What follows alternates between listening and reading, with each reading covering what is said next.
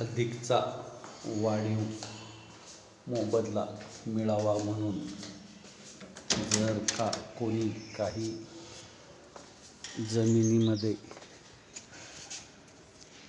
विकसन केलं आणि त्यामुळे जर का एकंदरीतच संरेखन किंवा मार्गिका जर धोक्यात आली तर याला फक्त तो गटधारक जिम्मेदार नसेल तर पंचक्रोशीतील सगळे शेतकरी, भूमिपुत्र, कष्टकरी, जमीन मालक, एकंदरीतच सातबाराधारक जिम्मेदार असतील. नमस्कार मित्रांनो, आपण पाहतो की हजारो किलोमीटरच्या अलाइनमेंट महाराष्ट्रात होऊ घातलेल्या आहेत. त्या पार्श्वभूमीवरती वेगवेगळे प्रस्तावित माहितीचे दस्तावेज प्रचार, प्रसार आणि प्रबोधनार्थ आपण जनहितार्थ जारी करत असतो.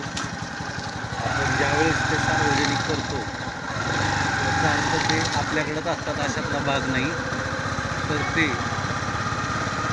सगळ्यांपर्यंत पोचलेले असतात आणि हे तू परस्पर आपल्यापर्यंत पोचवण्याचा प्रयत्न चाललेला असतो.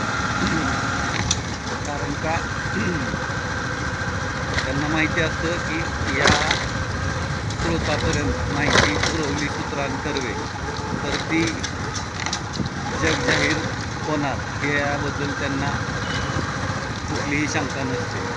तर एकंदरीतच 1 एप्रिलचं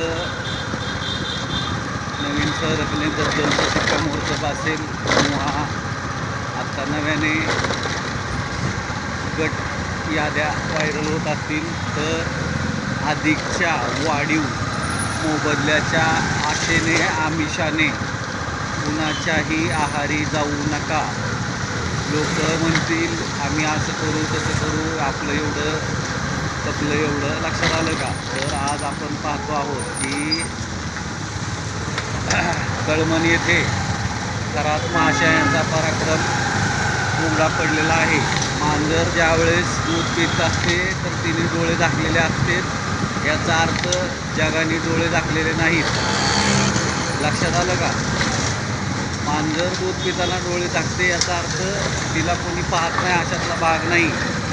तुमच्यावरती इस्रोच्या सॅटेलाईटमधून नजर ठेवण्यात येत आहे. याची दखल सर्व बाधित लाभार्थी गटधारकांनी घ्यावी. कुठल्याही आमिषापासून, विकसनापासून दूर राहावे.